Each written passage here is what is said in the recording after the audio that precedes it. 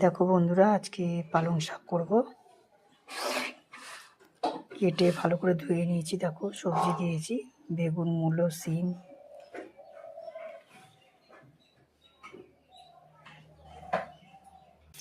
দেখো বন্ধুরা, কড়াই তেল দিয়ে দিয়েছি, পাঁচফোড়ন আর কাঁচা লঙ্কা দিয়েছি। এবার আমি এই শাকের সবজিটা দিয়ে দিই।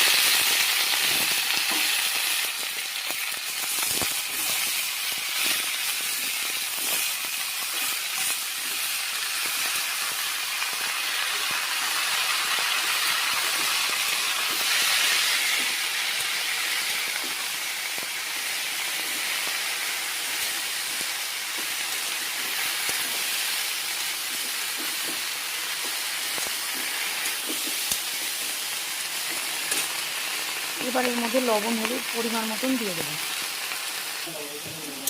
দেখো লবণ হলুদ দিয়ে দিয়েছি।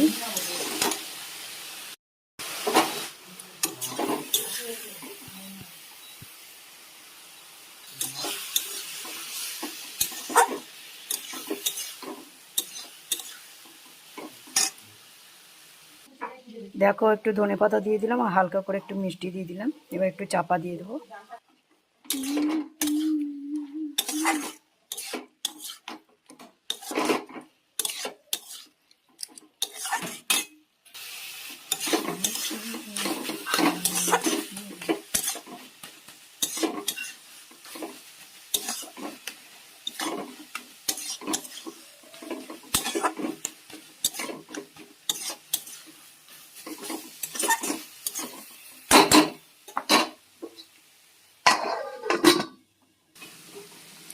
দেখো আমার শাক হয়ে গেছে, পালং শাক। এবার নামিয়ে দেবো।